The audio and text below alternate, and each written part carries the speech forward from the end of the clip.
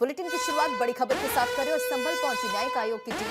हिंसा की जांच करने पहुंची ये टीम और आयोग की टीम आपको बताते चले कि 3 सदस्य इसमें शामिल हैं। अधिकारियों से बात करेगी न्यायिक आयोग की टीम और 2 महीने में रिपोर्ट सौंपेगी आयोग की टीम। तो ये तस्वीरें आपको दिखा रहे हैं, बड़ी जानकारी आपको दे रहे हैं। इस पूरे मामले को लेकर लगातार जांच पड़ताल की जा रही है। संभल हिंसा की जांच करने न्यायिक आयोग की टीम वहां पर पहुंची हुई है और ये एक्सक्लूसिव तस्वीर वहां की आप इस वक्त की देख रहे। देखिए, टीम में आपको ये जानकारी देते चले कि 3 सदस्य शामिल हैं और फिलहाल वहां से ये लाइव और एक्सक्लूसिव तस्वीर भारत 24 आप तक पहुंचा रहा है। जामा मस्जिद इलाके में पहुंची है टीम और एएसआई का दावा है कि जामा मस्जिद में अवैध निर्माण हुआ है। फिलहाल ये एक्सक्लूसिव तस्वीर आपकी स्क्रीन पर। संभल हिंसा की जांच के लिए न्यायिक आयोग की टीम जामा मस्जिद पहुंच गई है और टीम के 3 सदस्य हाईकोर्ट के रिटायर्ड जस्टिस डीके अरोड़ा और यूपी के पूर्व डीजीपी अरविंद कुमार जैन और रिटायर्ड प्रमुख सचिव अमित मोहन प्रसाद हैं, जिन्हें आप इन तस्वीरों में देख रहे हैं।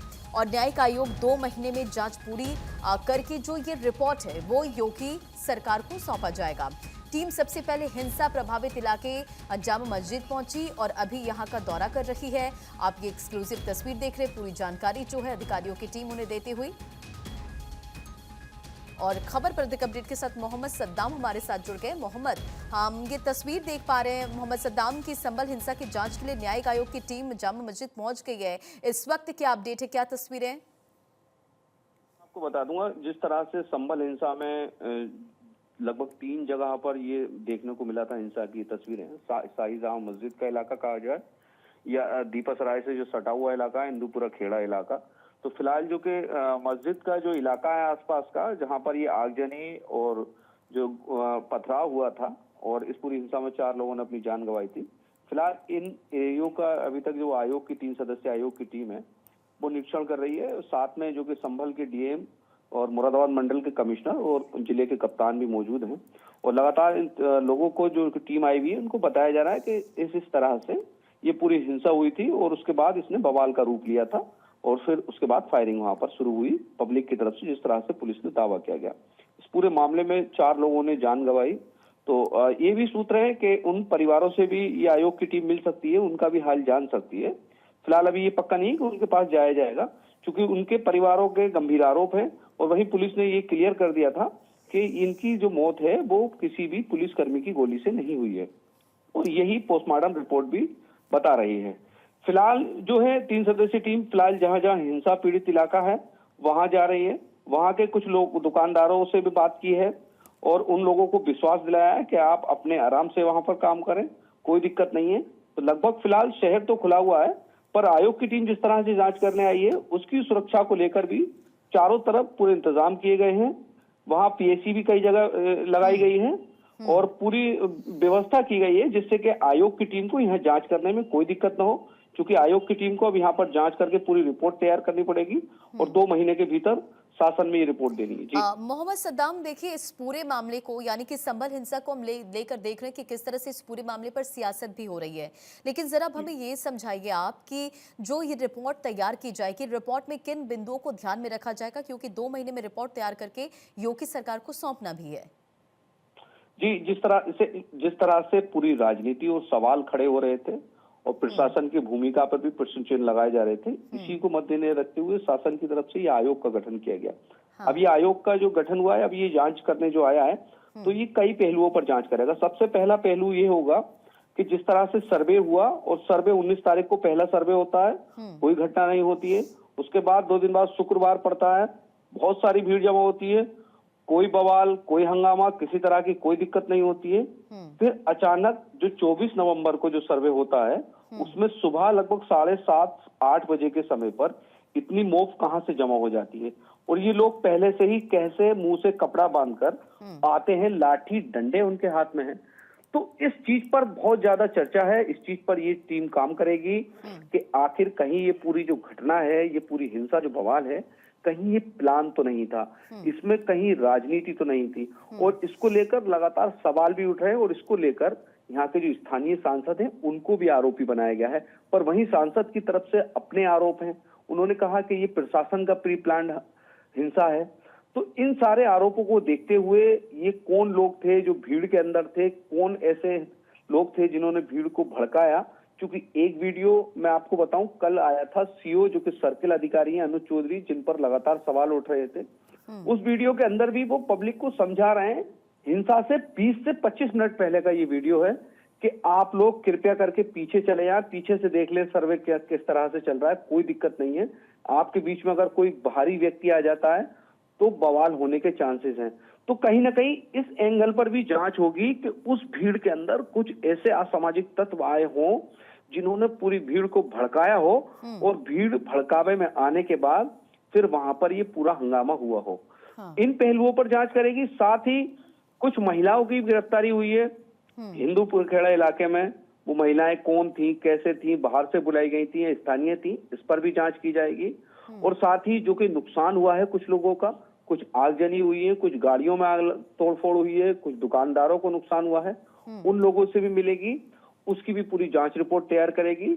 और जो जो पुलिसकर्मी घायल हैं और जो भी प्रशासन को नुकसान हुआ है उसकी भी जांच करेगी, और ये पूरी रिपोर्ट बनाने के बाद फिर शासन को दी जाएगी, और उसके बाद ही पता चलेगा। बिल्कुल मोहम्मद सद्दाम, और हम ये तस्वीरों में भी देख पा रहे कि जो न्यायिक आयोग की टीम है, उन्हें जो अफसर है वो ब्रीफ करते हुए पूरी जानकारी देते हुए नजर आ रहे हैं, क्योंकि टीम सबसे पहले जो जानकारी मिली वो हिंसा प्रभावित इलाके जामा मस्जिद पहुंची है। और क्या इससे लेकर कोई आधिकारिक बयान भी आया है क्या, कि टीम क्या करेगी, कैसे करेगी, क्या इसे लेकर सब कुछ क्लियर हो गया? क्योंकि आप तमाम पहलुओं का जिक्र बिल्कुल बहुत ही अच्छे तरीके से आपने किया भी है। नहीं, अभी तक इस तरह से आधिकारिक पुष्टि भी नहीं की है कि किन पहलुओं पर जांच करेगी, क्योंकि ये चीजें गोपनीय रखी जाती हैं। पहली पब्लिक डोमेन में बता दी जाए कि हम इन पहलुओं पर यहाँ जाएंगे, क्योंकि आप देख रहे हैं कि संभल के अंदर धारा 163 लागू है, और जो स्थिति है वो देखने में तो सामान्य है, पर सामान्य है नहीं, क्योंकि समझदार लोग समझ जाते हैं कि अभी बवाल हुआ है और इतनी बड़ी घटना हुई है तो स्थितियां सामान्य नहीं। फिलहाल जो है सुरक्षा घेरे के बीच में पूरी टीम को रखा गया है, और जो कमिश्नर साथ चल रहे हैं। ये भी बताइए कि वहां पर सुरक्षा व्यवस्था को लेकर किस तरह के इंतजाम किए गए, क्योंकि हम वो 24 नवंबर की तस्वीर नहीं भूल सकते हैं, और अभी भी हम इन तस्वीरों में देख रहे हैं कि भारी संख्या में यहाँ जो पुलिस फोर्स है तैनाती की गई है। जी, 9 कंपनियां लगभग पीएससी की लगाई गई है संभल के अंदर, और लगभग आसपास के जनपदों से जितने भी थाने हैं सारी फोर्स को बुला लिया गया है, और पहले दिन से ही फोर्स यहाँ मौजूद है। और साथ ही मैं आपको बता दूं कि भविष्य में भी संभल या आसपास के इलाकों में जो सीओ रैंक के अधिकारी रहे हों या इंस्पेक्टर रैंक के अधिकारी रहे हों, उन सबको भी बुला लिया गया है। और साथ ही केंद्रीय सुरक्षा बल की भी यहाँ पर तैनाती की गई है।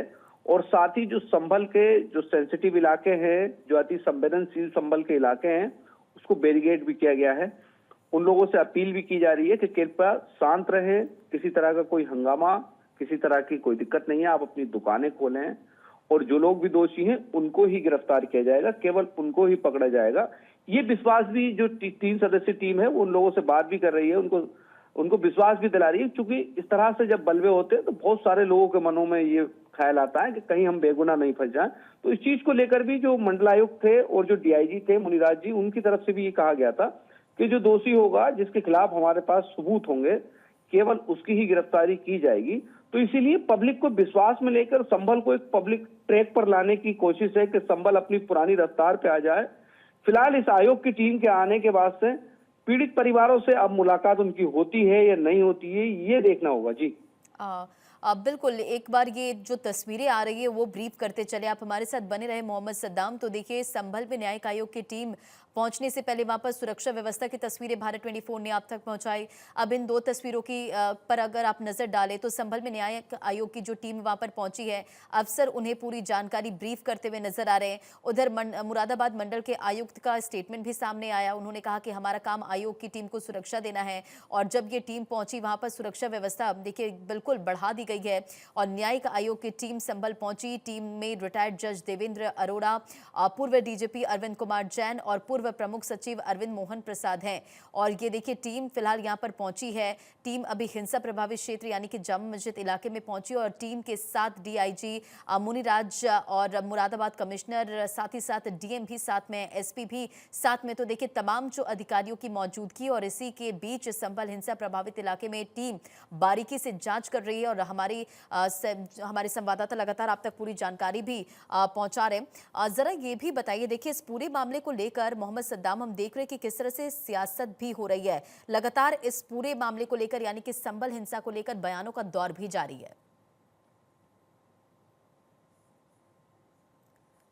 देखा गया कि समाजवादी पार्टी का जो डेलीगेशन था उसका ऐलान था कि संभल आएंगे हम, और उसको लेकर जो पूरी उनकी 15 सदस्यीय टीम थी उसको जैसे ही वो घर से निकलती है तो उसको रोक लिया जाता है।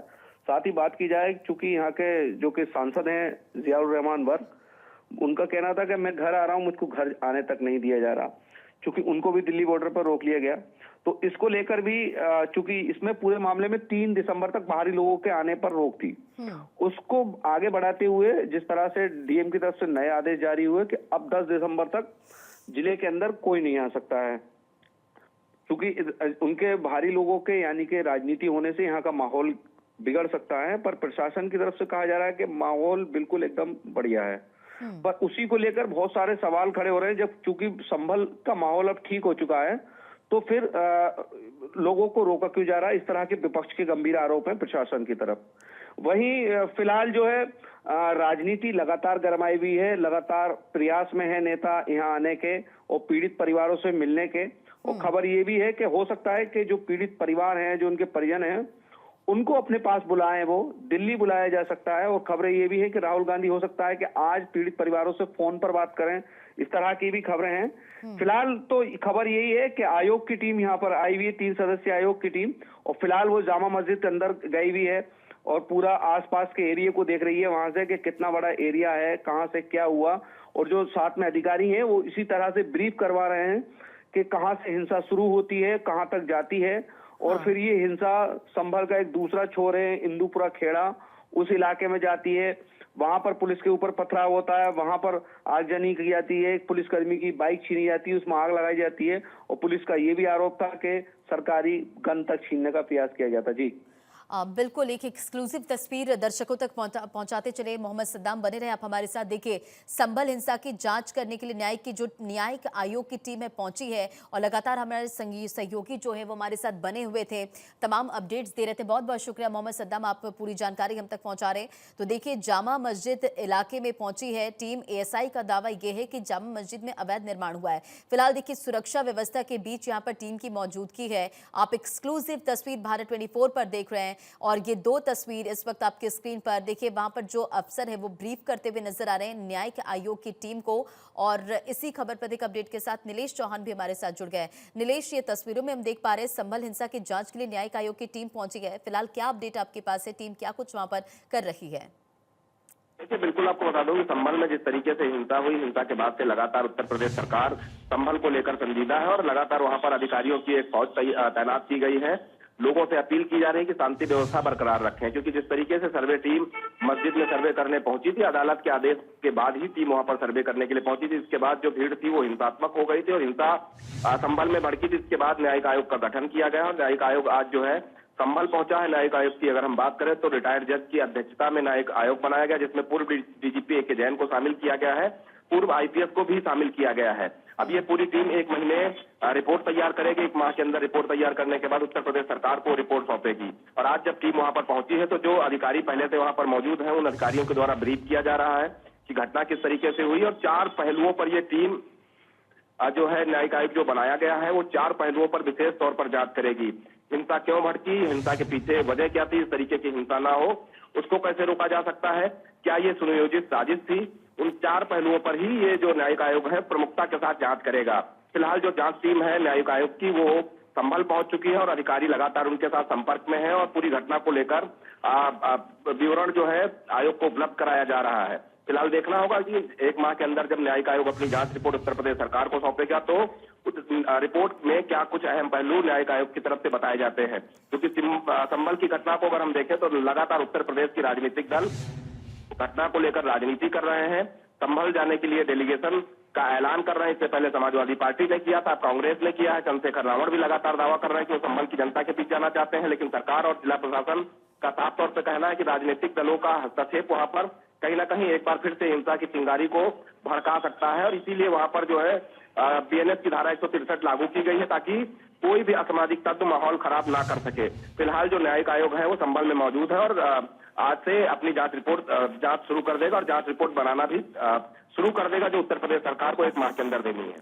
बिल्कुल। और देखिए एक्सक्लूसिव तस्वीर जो है हम लगातार देख पा रहे हैं, जरा ये भी समझाएं हमें और दर्शकों को भी कि टीम क्या करेगी, कैसे करेगी, जरा इसे लेकर क्लियर करें, क्योंकि हम तस्वीरों में देख पा रहे हैं कि जामा मस्जिद इस वक्त टीम वहां पर पहुंची है, पुलिस की टीम वहां पर मौके पर मौजूद है, सुरक्षा के पुख्ता इंतजाम भी किए गए। देखिए बिल्कुल, अगर हम न्यायिक आयोग जिसका गठन किया गया है उस टीम की बात करें तो न्यायिक आयोग में एक रिटायर्ड जज है जिनको एक लंबा अनुभव है कि जो कोर्ट में केस आते हैं उनको केस में किस तरीके से सुनवाई होती है। उसके अलावा उत्तर प्रदेश के पूर्व डीजीपी ए.के. जैन को इस टीम का हिस्सा बनाया गया है। उसके अलावा रिटायर्ड आईएएस अधिकारी को भी इस पूरे टीम का सदस्य बनाया गया है। तो कहीं ना कहीं ये 3 सदस्यीय जो न्यायिक आयोग है वो अपने आप में बहुत ज्यादा अनुभव रखने वाले अधिकारी हैं। ऐसे में जब ये जांच करेंगे तो पहला जो जांच का नियम होता है कि पुलिस जांच करती है, उसके बाद प्रशासन जांच करता है। यानी प्रशासन की तरफ से अगर हम बात करें तो रिटायर्ड आईएएस अधिकारी को तैनात किया गया और दोनों की जांच रिपोर्ट जब कोर्ट को सौंपी जाती है तो एक रिटायर्ड आईएएस को भी उसमें पूरा रिटायर्ड कोर्ट के जज को भी शामिल किया गया है, जो इस पूरी जांच रिपोर्ट को समझेगा, परखेगा। उसके बाद पूरी जांच रिपोर्ट को तैयार करेगा। तैयार करने के बाद सरकार को सौंपेगा कि आखिर ये हिंसा संभल में भड़की क्यों, हिंसा भड़काने के पीछे क्या कोई सुनियोजित साजिश थी या फिर जो है भीड़ ने एकाएक इस तरीके की हिंसा को अंजाम दे दिया। जिस तरीके से आरोप लगाया जा रहा है कि 2 पक्षों की जो है आपसी रंजिश का जो नतीजा है वो संभल की हिंसा है। समाजवादी पार्टी भारतीय जनता पार्टी पर आरोप लगा रही है और भारतीय जनता पार्टी समाजवादी पार्टी पर आरोप लगा रही है कि इन लोगों ने अपने वोट की राजनीति के चक्कर में ठीक है नीलेश, आप नजर बनाए रखें। फिलहाल तमाम जानकारियों के लिए बहुत बहुत शुक्रिया।